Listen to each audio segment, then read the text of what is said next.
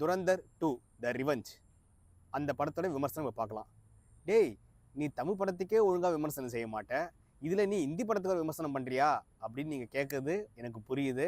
இந்த படம் நெட்ஃப்ளிக்ஸில் தமிழ் டப்பிங்கில் வந்திருக்குங்க, அதனால தான் என்னால் பார்க்க முடிஞ்சிச்சு. சரி, இந்த படத்தை பற்றி என்னுடைய கருத்து என்ன? இந்த படம் எப்படி இருந்துச்சுன்னா, நான் சின்ன வயசில் தேட்டரில் படம் பார்க்கும்போதெல்லாம் ஒரு 2 நிமிஷம் நியூஸ் ரீல் போடுவாங்க, அரசாங்கத்தோட நியூஸ் ரீல் போடுவாங்க. அது எப்படா முடியும், அது முடிஞ்சுன்னு எப்படா படம் துவங்கும் அப்படின்னு காத்துப்போம் பார்த்தீங்களா, அது அந்த 2 நிமிஷம் நியூஸ் ரீல். ஆனால் இந்த துரந்தர் 2 படம் முழுக்க முழுக்க ஒரு 3 மணி நேரத்துக்கு என்னமோ ஒரு நியூஸ் ரீல், நம்ம இந்திய அரசாங்கத்தோடைய ப்ரொபகண்டாக்காக எடுத்த படம் மாதிரியே இருக்குது அப்படின்னு சொன்னால் நீங்கள் என்ன சொல்லுவீங்கன்னு எனக்கு தெரியும். அது அந்த மாதிரி இருந்தாலும் படத்தில் சில கதைகள் இருக்குது, நம்ம அனைவரையும் சந்தோஷப்படுத்தக்கூடிய, பெருமைப்படுத்தக்கூடிய, ரத்தத்தில் அப்படியே ரச்சகன் படத்தில் வர மாதிரி ரத்தத்தில் அப்படியே ஊறக்கூடிய சம்பவங்கள் பல இருக்குது. என்ன படம்? இந்த படம் ஏற்கனவே பார்ட் 1 அதிரி புதிரியாக செம்ம ஹிட்டாக இருக்குது. அதன் பிறகு பார்ட் 2 தேட்டரில் ரிலீஸ் ஆகி 1000 கோடியும் தாண்டி அதிகமான வசூலை பெற்ற படம் துரந்தர் 2. இந்த 2 படம் பார்ட் 1 பார்ட் 2 சேர்த்து ஒரு 1800 கோடிக்கு மேலே கரெக்டாக அமைக்கிருப்பாங்க கலெக்ஷனில் அப்படின்னு நினைக்கிறோம். இந்த துரந்தர் 2 படம் இந்த ஃபர்ஸ்ட் பார்ட் பார்க்கும்போது எல்லாரும் ஸ்பை ஸ்பை ஸ்பை அப்படின்ற ஒரு ஜானரில் இந்த படம் வந்திருக்கு அப்படின்னாங்க. தமிழ்நாட்டு அரசியலில் தேர்தல் நடக்கும்போது பல பேரை இவங்க தான் நம்ம துரந்தர், இவங்க தான் நம்ம துரந்தர் அப்படின்னு நகைச்சுவை பண்ணக்கூடிய அளவுக்கு பல மீம் கிரியேட்டர்ஸ்னால உபயோகப்படுத்தப்பட்ட படம் தான் துரந்தர் 1. இந்த துரந்தர் 1 படத்தில் மாதவனுடைய ரோலை அனைவரும் போற்றி பாராட்டியிருந்தாங்க. இவர் ரொம்ப ஸ்ட்ராட்டஜிஸாக இருப்பார், பார்ட் 2ல இவருடைய சீன்ஸ் ரொம்ப அதிகமாக இருக்கும் அப்படின்னு பல எக்ஸ்பெக்டேஷன்ஸ். அதுக்கப்புறம் பார்ட் 1லேயே இந்த தம்பி ஆக்ஷன் மட்டுமே நல்லா பண்ணுது, தூக்கி போட்டு மிதிக்குது, சுடுது, வெட்டுது, எல்லாம் பண்ணுது, இது முகத்தில் நடிப்பு வருமா அப்படின்னு ரன்பீர் கபூரை பல பேர் கேட்டிருந்தாங்க. அதெல்லாம் அவர் நிறைவேற்றிருக்காரா அப்படின்னு பார்த்தா, துரந்தர் 2ல அந்த தம்பி பார்ட் 1ல எப்படி இருந்தாரோ அப்படியே தான் பார்ட் 2ல இருக்கார். திரும்ப கேட்காதீங்க, ஏன்டா உனக்கு நடிப்பு பற்றி என்ன தெரியும் கேட்காதீங்க. என்னுடைய பார்வையில் அவர் ஒரு மாதிரி கல்லு மாதிரியே வராரு, கல்லு மாதிரியே போகிறாரு, 4 பேர் தூக்கி போட்டு 4 பேர் இல்லை மன்னிக்கவும், ஒரு 400 பேர் தூக்கி போட்டு மிதிக்கிறாரு, எல்லா வேலையும் பண்ணுறாரு. ஆனால் என்னன்னா, அவர் இந்தியாவுடைய ஸ்பை அப்படின்னு நம்ம நினைப்போம். நம்மளால் அங்கே போனார்ல, பாகிஸ்தானுக்குள்ளே போனார்ல, இறங்கினார்ல, அடித்தார்ல, தூக்குனார்ல அப்படின்னு நம்மளை சந்தோஷப்படுத்தக்கூடிய காட்சிகள் மிக மிக அதிகம். இந்த படத்தினுடைய கதை அம்சம் என்னவென்றால், நம்ம இந்திய நாட்டின் சார்பாக ஒரு ஸ்பையை பாகிஸ்தானுக்கு அனுப்புகிறாங்க. அந்த ஸ்பை அந்த நாட்டில் அரசியல் மற்றும் எப்படி ஒரு நாட்டுடைய எதிர்காலத்தை தீர்மானிக்கக்கூடிய அளவுக்கு வளர்றாரு அப்படின்றது தான் பார்ட் 1ல பார்த்தோம். பார்ட் 1ல அவருடைய எதிரிகள் எல்லாம் அவர் வீழ்த்திட்டு, அவர் தான் இதுக்கப்புறம் நான் தாண்டா அப்படின்னு நம்ம சிம்பு கமலஹாசன் போனதுக்கப்புறம் சொன்ன மாதிரி ஒரு டயலாகோட பார்ட் 1 முடிச்சிருப்பாங்க. பார்ட் 2 ஆரம்பித்ததுக்கப்புறமா இன்னும் பல சிக்கல்கள். இந்த கதையோட ஒட்டுமொத்த கதையில் என்ன பார்த்தீங்கன்னா, இந்தியாவில் கடந்த ஒரு 20 ஆண்டுகளில் நடந்த பல்வேறு டெரரிஸ்ட் அட்டாக்காக இருக்கட்டும், அல்லது எக்கனாமிக்கல் டெவலப்மெண்ட்டாக இருக்கட்டும், அரசியல் மாறுபாடாக இருக்கட்டும், அது எல்லாத்தையுமே இந்த கதையோடு இணைச்சிருக்காங்க. அதாவது இதை பார்க்கும்போது டேய் இது அது இல்லை அப்படின்னு வரும், அப்புறம் இல்லை அது அதுவாக இருக்காது, ஃபிக்ஷனாக இருக்குமோன்ட்டு. இது எப்படின்னா, நம்பனா நம்புங்க, நம்மளனா போங்க, ஆனால் இதுதான் நாங்கள் எடுத்த கதை அப்படின்ற மாதிரி இந்த படத்தை எடுத்திருக்காங்க. இதில் குறிப்பிட்டு சொல்ல வேண்டியது மியூசிக். பேக்ரவுண்ட் மியூசிக்கில் ஏற்கனவே நான் என்னுடைய போன விமர்சனத்தில் சொல்லியிருந்தேன், இந்த கங்குவா போன்ற சில படங்களில் பேக்ரவுண்ட் மியூசிக் தான் அந்த படத்தை ரொம்ப அதிகமாக ஸ்பாயில் பண்ணிச்சுட்டு. ஆனால் இந்த படத்தில் பேக்ரவுண்ட் மியூசிக் ரொம்ப அருமையாக இருக்குது. அதில் வேறு பாருங்கள், நான் பார்த்தது நெட்ஃப்ளிக்ஸில் ஹிந்தி படத்தை தமிழ் டப்பிங்கில் பார்த்தா அந்த படத்தில் வர சில பாட்டெலாம் இங்கிலீஷில் வருது. எனக்கு ஒரு டவுட்டு, ஓஹோ இந்த பாட்டெலாம் நமக்கு புரியலன்றது ஹிந்தியோ அப்படின்னு நினச்சேன். கடைசியில் பார்த்தா அதெல்லாம் இங்கிலீஷ் பாட்டாக வருது. ஆனால் என்னங்க அர்த்தம் புரிதவே இல்லைங்க, பாட்டு ரொம்ப அருமையாக இருந்தது. படத்தோட நீளம் மிக மிக அதிகம். அந்த நீளம் அதிகமாக இருக்கிற காரணத்தால் என்னமோ தெரியல, ஒரு 1000 பேர்கிட்ட நம்ம ஆள் கொண்டுட்டே இருக்காரு. படம் ஆரம்பத்துலேருந்து கடைசி வரைக்கும் கொள்றாரு கொண்டுட்டே இருக்காரு. நம்ம நினைப்போம் தீவிரவாதிகள் செத்தான்னு நினைப்போம். அந்த மாதிரி ஒரு இந்த படத்தில் அதிரடி காட்சிகள் ரொம்ப ரொம்ப அதிகமாக இருக்குது. துப்பாக்கி விளையாடுது, கத்தி விளையாடுது. யாருமே ஒரு சாதாரண சாவு, ஒரு நார்மல் சாவுன்னு இல்லாத அளவுக்கு எல்லாமே மரண கொடுமையாக கொடூரமான பல சாவுகளை சந்திக்கிறார்கள். அதுக்கு நம்மலாம் நினைப்போம், நீ எங்கள் நாட்டில் என்னென்னலாம் பண்ண, எங்கள் நாட்டுக்கு என்ன துரோகம் பண்ண, நீ இப்படிதான் சாவணும் அப்படின்னு நம்ம நினைப்போம். அந்த மாதிரி நீங்கள் நினச்சிங்கன்னா அந்த இயக்குனரும் தயாரிப்பாளரும் வெற்றி பெற்று விட்டார்கள் என்பது அர்த்தம். சரி, இந்த படத்தில் பாடல் பற்றி நான் சொல்லிட்டேன், பேக்ரவுண்ட் மியூசிக் சொல்லிட்டேன், ஆக்ஷன் சொல்லியாச்சு. பார்ட் 1ல சஞ்சய் தத் அவருடைய ரோல் ரொம்ப அருமையாக இருந்தது. அவர் ஒரு காவல்துறை அதிகாரியாக வந்திருந்தாலும் அவர் நல்லவர் இல்லை, ஆனால் அவர் எதிர்க்கிறவனும் நல்லவன் இல்லை அப்படின்ற மாதிரி ஒரு காட்சி அமைப்பு. அவர் ரொம்ப அசால்ட்டாக கூலாக ஹேண்டில் பண்ணியிருப்பார் பார்ட் 1ல. பார்ட் 2ல சரி இவர் தாண்டா நம்ம ஆளுக்கு எதிரியாக இருப்பார் அப்படின்னு நினச்சா டொக்குன்னு அந்த மனுஷனை போட்டு தள்ளிட்டானுங்க. அதே ஒரு ஸ்ட்ராட்டஜிக்கலாக இவர் வந்து அவரை சாவடிப்பாரா, அரெஸ்ட் பண்ணுவாரான்னு நினைக்கும் போது அசால்ட்டாக உள்ள ஒருத்தன் பூந்து சாவடிச்சது விதம் வந்து ரொம்ப அருமையாக வித்தியாசமாக இருந்தது. எதிர்பார்க்க முடியாத ஒரு காட்சியாக இருந்தது. அதன் பிறகு தியாகங்கள். இந்த படத்தில் தியாகங்கள் அந்த அளவுக்கு இல்லை. ஏன்னா பொதுவாக கண்ணை கசக்கக்கூடிய ஒரு தேசபக்தி படம்னாவே அதிகமான தியாகம் இருக்கும், நம்மளை வந்து கண்ணை கசக்கக்கூடிய அளவுக்கு இருக்கும். ஆனால் பார்ட் 2ல் அந்த அளவுக்கு தியாகங்கள் அந்த அளவுக்கு அதிகமாக இல்லை என்றே சொல்ல முடியும். ஏன்னா பார்ட் 1ல் நம்ம ரன்பீர் கபூருக்கு அடைக்கலம் கொடுத்து ஒருத்தர் வேலைக்கான உதவி செஞ்சிருப்பார். அவரே வந்து இந்தியாவுடைய ஸ்பை தான். அவர் பார்ட் 2ல் இறந்துருவார். அவர் இறக்கும் காட்சிகள் எல்லாமே வந்து ரொம்ப யதார்த்தமாக இருக்கும். அதாவது ஒரு தியாகத்தின் வெளிப்பாடாகவே இருக்கும். அவராக வாலண்டியராக வந்து, தம்பி இதுக்கப்புறம் என்னால் முடியாது தம்பி, நானாக உயிரை விட்டுறேன், இந்த குருதி புனலில் கமலஹாசன் சொல்கிற மாதிரி நீ இன்னும் எங்கேயோ போகணும், அதனால் வந்து நான் சாவது தான் இப்போ சரியாக இருக்கும் அப்படின்ற மாதிரி ஒரு காட்சி அமைப்பு நல்லா இருந்தது. அந்த இடத்துல ஒரு ட்விஸ்ட் வச்சுருந்தாங்க. அந்த ட்விஸ்ட்டும் ரொம்ப அருமையாக இருந்தது. அதன் பிறகு வில்லன்கள் பார்க்கும்போது வதன்னு வந்துகிட்டே இருக்காங்க. ஏன்னா நமக்கு வந்து பாகிஸ்தான், நமக்கு நம்ம இந்திய அரசியலே நமக்கு அந்தளவுக்கு புரியாது.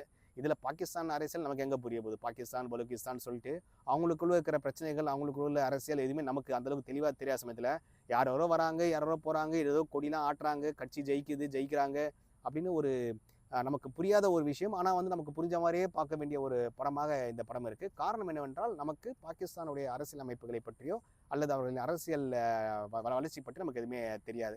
ஆனால் நம்ம அப்பப்போ யோசிப்போம், ஆனால் இது அந்த பார்ட்டியாச்சே, இது இந்த பார்ட்டியாச்சே, இந்த சமயத்தில் இந்தியாவில் இது நடந்துச்சே அப்படின்னு நாம் பல்வேறு காட்சிகளை பல்வேறு நிலைகளில் கொண்டிருக்கோம். அதன் பிறகு ரொம்ப பெரிய விஷயம் என்னென்னா, அந்த டிமானிசைசேஷன் சொல்லிட்டு நம்ம பண்ண பார்த்தீங்களா, இருக்கிற ரூபா நோட்டெல்லாம் ராவா அடித்து தூக்கணும்ல, அதற்கான காரணம்னு சொல்லிட்டு இந்த படத்தில் ஒரு காட்சி அமைப்பு இருக்கும். அது என்னென்னா, பாகிஸ்தானில் இருந்து கள்ள நோட்டுகள் இந்தியாவுக்குள்ளே வரும்போது ரொம்ப அளவுக்கு அதிகமான கள்ள நோட்டுகள் வருது உள்ள, அதை தடுப்பதற்காகவே இந்திய அரசாங்கம் அந்த நோட்டுகளை வந்து செல்லா நோட்டுகளாக மாற்றி எதிரிகளின் ஸ்ட்ராட்டஜியெல்லாம் வந்து அடித்து தூக்கிட்டாங்க அப்படின்ற மாதிரி இந்த படத்தில் காட்சி அமைக்கிறாங்க. வேறு வழி இல்லைங்க, நீங்கள் நம்பித்தான் ஆகணும். ஆனால் அது உண்மையாக இருந்தால் உண்மையாகவே நாம் பாராட்ட வேண்டிய ஒரு விஷயம். ஒரு மிகப்பெரிய நாடளவில் ஒரு மிகப்பெரிய ஒரு மாற்றத்தை ஏற்படுத்திய அந்த முடிவுக்கு பாகிஸ்தான் அரசாங்கமும் ஒரு காரணம், அல்லது அவர்களுடைய அந்த நிலைப்பாடும் ஒரு காரணம் என்ற மாதிரி சில காட்சிகள்லாம் வச்சுருந்தாங்க. அது நல்லா இருந்தது. அதன் பிறகு இந்த இருவேறு நாடுகளுக்குள் நடக்கிற அந்த தீவிரவாத செயல்களாக இருக்கட்டும் அல்லது ஆக்கிரமிப்புகளாக இருக்கட்டும், எல்லா விஷயத்தையுமே வந்து கதையோடு சேர்த்து இணைச்சி இவர் அந்த இடத்துல வந்து எவ்வளோக்கு வந்து எஸ்டாப்ளிஷ் ஆகிறாரு. அவர் எஸ்டாப்ளிஷ் ஆகும்போதே நாட்டில் நல்ல மாற்றங்கள் நடக்குது அப்படின்னு சொன்ன விதம் மிக மிக அருமை. இதில் குறிப்பிட்டு சொல்ல வேண்டியது மாதவன். ஆரம்பத்தில் சொன்ன மாதிரி தான் மாதவன் இந்த படத்தில் ரொம்ப கூலாக ஹேண்டில் பண்ணியிருக்காரு. பார்ட் 1லேயே ஒரு கூலாக ஹேண்டில் பண்ணியிருப்பார். பார்ட் 2ல் ரொம்ப அருமையாக இருக்கும். அவங்க வீட்டு கிரக பூஜை நடக்கும்போது வர தொலைபேசியை வந்து அவர் எப்படி அணுகிறாரு, அதன் பிறகு கிளைமேக்ஸில் அவர் பேசுகிற பேச்சு அப்படின்ட்டு ஒரு அருமையான ஒரு ஸ்ட்ராட்டஜிஸ்ட் எப்படி ரொம்ப டென்ஷன் ஆகாமல் எப்படி ஜெயிப்பாங்களோ அதை பண்ணியிருக்காரு. அதில் தேசபக்தியும் கலந்து வரும்போது நம்பால் பார்த்தல சாணக்கிய மாதிரி அடிச்சு தூக்கிட்டான்ல அப்படின்னு நம்மளையெல்லாம் மெய் செலுக்க வைக்க வேண்டிய ஒரு ஸ்ட்ராட்டஜிஸ்டாக அவர் இருக்கார். அதன் பிறகு இந்த ஹீரோயின் பார்ட் 1ல் ஹீரோயினை காமிக்கும்போது, இது அந்த குழந்தைடா, அது குழந்தையா எங்களுடைய சியான் விக்ரமை பார்த்து கை காமிச்சு அந்த பொண்ணியோட ஹீரோயின் ஆக்கிட்டீங்க அப்படின்னு எல்லாம் கொந்தளிச்சானுங்க.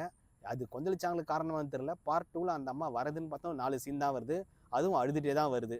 அதில் ஒரு காட்சி அமைப்பில் ஹீரோ காருக்குள்ளே ஏறும்போது அந்த அம்மா வந்து சோகமாக வந்து நிற்பாங்க. அப்போ ஹீரோ அவங்கள வந்து கட்டி அணைச்சி, நீ கவலைப்படாதம்மா, நம்ம இதுதான் சந்திக்கிறது கடைசியாக இருக்கலாம், இல்லை நம்ம வெளிநாட்டுக்கு போயிடலாம், துபாய்க்கு போயிடலாம் அப்படின்னு சொல்லும்போது ஒரு அப்பா பொண்ணுகிட்ட சொல்கிற மாதிரியே இருக்கும். ஏன்னா இவர் நல்லா வளர்ந்து நல்லா நம்ம பாகுபலி மாதிரி எக்ஸசைஸ்லாம் பண்ணி வெயிட்டாக போட்டிருக்காரு. அந்த மாதிரி ரொம்ப கொசு மாதிரி நிற்குது, பார்க்கவே பரிதாபமாக இருக்குது. அந்த மாதிரி படத்தில் வரது செகண்ட் பார்ட்டில் வர காட்சி அமைப்புகள் ரொம்ப மிக குறைவு. அதன் பிறகு செலவுகள், பட்ஜெட் ரொம்ப அதிகமான பட்ஜெட். ஏன்னா ஆனா காரு நம்ம இவர் படத்தில் தமிழ் ஹரி படத்தில் வர மாதிரி சுமோவாக போகிற மாதிரி அங்கே ஆனாவுனா ஜீப் இங்கே போகுது, துப்பாக்கி அவன் துப்பாக்கி வச்சுருக்கான், ஆனாவுனா வானத்தை பார்த்து சுடுறானுங்க, குடிக்கிறாங்க அப்படின்னு சொல்லி மிக அதிகமான பொருட்செலவு. ஆனால் இருந்தாலும் பாருங்கள், 1000 கோடி ரூபாய்க்கு மேலே வசூலாகி இருக்குன்னா அதெல்லாம் ஒரு செலவா அப்படின்னா நமக்கு தோணும். அந்தளவுக்கு ஒரு அருமையான ஒரு செலவுகள். அதன் பிறகு அந்த மொழி பயன்பாடு நம்ம தமிழ் டப்பிங்காக பார்த்தா கூட நம்மளால் உணர முடியுது. இது வெளிநாட்டில், அது பாகிஸ்தான் நாட்டில் நடந்த சில சம்பவங்கள் அப்படின்னு சொல்லும்போது அந்த மொழி பயன்பாடெல்லாம் வந்து நமக்கு விளங்குற அளவுக்கு இருக்குது. ஆனால் கருத்துக்களை தெளிவாக சொல்கிறாங்க. அதன் பிறகு நீங்கள் பார்த்தீங்கன்னா, இப்போ சமீபத்தில் இந்திய பிரதமர் சொல்லியிருந்தார், நீங்கள் பெட்ரோல்லாம் ரொம்ப கம்மியாக யூஸ் பண்ணுங்கள், அதை கம்மியாக யூஸ் பண்ணுங்கள், இதை கம்மியாக யூஸ் பண்ணுங்கள், தங்கத்தை கம்மியாக வாங்குங்க அப்படின்லாம் சொல்லியிருந்தார். இந்த செய்தி இந்த படத்துடைய இயக்குனருக்கு சரியாக போய் சேரலையோன்னு ஒரு சந்தேகம் எனக்கு. ஏன்னா வில்லன் ஒருத்தரை சாவடிக்கிறதுக்காக ஹீரோ ஒட்டுமொத்தமாக ஒரு ரயில்வே டேங்கர், ஒரு டேங்கர் முழுக்க முழுக்க கெரோசின் இருக்கும். அதுக்குள்ளே ஏதோ ஒரு இந்த டீ பேக்கெட்டை தூக்கி டீ கப்பில் போட்டு டிப் பண்ணி எடுக்கிற மாதிரி வில்லனை அதுக்குள்ளே முக்கி எடுத்து கொளுத்தி வெடிக்க வச்சு அப்படின்ட்டு அவர் பண்ணும்போது, பாஸ் எவ்வளோ விலைக்கு விற்கிறானுங்க பெட்ரோலும் டீசலு கெரோசின்லாம். நீங்கள் இப்போ பார்த்து அவ்வளோ பெரிய வண்டியில் கொளுத்துறீங்களே, கொஞ்சம் செலவை குறைக்கலாமே அப்படின்னு எண்ணம் வந்தாலும், ஏய் அவன் யார் தெரியுமா, எவ்வளோ பெரிய வில்லன் தெரியுமா, அவனெல்லாம் அந்த மாதிரி தானே கொல்லணும் அப்படின்ட்டு பின்பக்கம் 4 பேர் கத்துவானுங்க. அதனால் இந்த மாதிரியான விஷயங்களும் இந்த படத்தில் மாஸ் மாஸ் மாஸ் அப்படி இருக்குது. சரி, அப்போது நெகிழ்வான காட்சிகள் இல்லையா அப்படின்னு நீங்கள் கேட்பீங்கன்னு தெரிஞ்சுதான் கிளைமேக்ஸில் ஹீரோ அவங்க குடும்பத்தை பார்க்க செல்கிற மாதிரி ஒரு காட்சியும், அந்த இடத்துல அவர் வந்து பாபா படத்தில் கிளைமேக்ஸில் வர மாதிரி ஊரை நோக்கி போகிறதா மலையை நோக்கி போகிறதா அப்படின்னு யோசிக்கிற மாதிரி, நாட்டுக்காக வேலை செய்கிறதா அல்லது தன் குடும்பத்தில் போய் சேரதா அப்படின்னு லைட்டாக தயங்குற மாதிரியும், அதன் பிறகு அவர் நமக்கு குடும்பம் முக்கியம் இல்லை, நம்ம நாடே நம் குடும்பம் அப்படின்னு நாட்டுக்காக போகிற மாதிரி காமிச்ச விதங்கள்லாம் மிக அருமை. அதன் பிறகு அவருக்கு கொடுத்த அந்த ட்ரைனிங்ஸ், ஏன்னா இது ஒரு ஸ்பை மூவினால அவருக்கு கொடுக்கப்பட்ட ட்ரைனிங்கை பற்றிலாம் வந்து காட்சி அமைப்புலாம் ரொம்ப அருமையாக இருக்குது. வசனங்கள் ரொம்ப அருமையாக இருக்குது. ஒரு ஹைலி மோட்டிவேட்டிவ் வசனங்கள் எல்லாமே இருக்குது. ஒருத்தன் ஏன் ஜெயிக்கணும், ஏன் தோக்கணும் அப்படின்ற வசனங்கள் ரொம்ப அருமையாக இருக்குது. அதன் பிறகு மாதவன் வில்லன்னா ஒரு வில்லனுங்க, பல வில்லன். அதில் ஒரு சில வில்லன்கிட்ட மாதவன் பேசுகிற அந்த காட்சி அமைப்பில் வர வசனங்களும் மிக மிக அருமையாக இருக்குது. இதில் ஒரு நகைச்சுவைன்னு சொல்லலாம். என்ன காட்சினா, இவரை அனுப்பிச்சதே ஸ்பையாக அனுப்பிச்சதுக்கான காரணமே அங்கே இருக்கிற கெட்டவங்களை சாவடி அல்லது நம்ம நாட்டிற்கு எதிராக சதி செய்பவர்களை சாவடின்னு அனுப்பிச்சா, அந்த ஊரில் பல பேர் ஏற்கனவே இந்தியா ஸ்பையாக தான் இருக்கானுங்க. ஏன்னா இவருக்கு கூட அசிஸ்டண்டாக வரவனும் இவருக்கு ஸ்பையாக இருக்கான். அதன் பிறகு இவருக்கு அடைக்கலம் கொடுத்தவனும் ஸ்பையாக இருக்கான். அதுக்கப்புறம் இவருக்கு பொண்ணு கொடுத்தவனு பார்த்தா கடைசி கிளைமேக்ஸ் கேட்பாங்க, அந்த தம்பியே இந்தியா ஸ்பை தான். அதாவது அவர் ஏற்கனவே அரசியலில் இருந்து அவர் ஒரு மாதிரி ஒரு நகைச்சுவை கலந்த ஒரு வில்லன் ரோல் பண்ணியிருப்பார். பார்த்தா அவரே சொல்லுவார், தம்பி நீலாம் இப்போ நல்லா 1974 பேட்ச்ன்ற மாதிரி. ஆக மொத்தம் பார்த்தீங்கன்னா அந்த நாட்டில் அதிகமான ஸ்பைகள் தான் இருப்பாங்களோ அப்படின்ற அளவுக்கு அதிகமான ஸ்பைகள் இந்த படத்தில் இருக்காங்க. இது வந்து ஒரு பக்கம் பார்த்தீங்கன்னா முழுக்க முழுக்க நாங்களாம் நல்லவங்க, நீங்கள் மட்டும் கெட்டவங்க அப்படின்ற மாதிரியே ஒரு தோணி ஏற்படக்கூடாதுன்றதுக்காகவே பஞ்சாபில் இருக்கிற அந்த போதைப் பொருள் பற்றிய விஷயங்களை எல்லாம் சொல்லியிருக்காங்க. இதுக்கும் அரசியல் காரணங்கள் இருக்குது. இது வந்து குறிப்பிட்ட ஒரு கட்சிக்கு எதிராக தான் இந்த ப்ரொபகண்டா மூவி, அதனால தான் பஞ்சாபை தேர்ந்தெடுத்தாங்கன்னு சில பேர் சொன்னானுங்க. அது எவ்வளோ உண்மை எவ்வளோ பொய்ன்னு நமக்கு தெரியாது. ஆனால் போதைப்பொருள் வழக்கங்களில் அல்லது பழக்கங்களில் பஞ்சாப் ஒரு முதன்மை மாநிலமாக இருக்கிறது என்பது வந்து என்னுடைய எனக்கு இருக்க அந்த லிமிட்டெட் நாலேஜ் வச்சு சொன்னால், பஞ்சாபில் போதைப்பொருள் அதிகமாக இருக்கிற மாதிரி ஒரு செய்தி தான் பெரும்பாலும் பார்ப்பேன். அதுக்கேற்ற மாதிரி சில காட்சிகள் அமைச்சிருக்காங்க. இந்த படத்தில் ஒரு காட்சியில் ஹீரோ எதற்காக இந்த ஸ்பையாக வந்தார் அப்படின்றதுக்கு ஒரு காரணம் காமிச்சிருப்பாங்க. அவருடைய குடும்பத்தில் அவருடைய சகோதரிகள் 2 பேரும் ஒரு பாலியல் பலாத்காரத்துக்கு ஆளாகி இருப்பாங்க.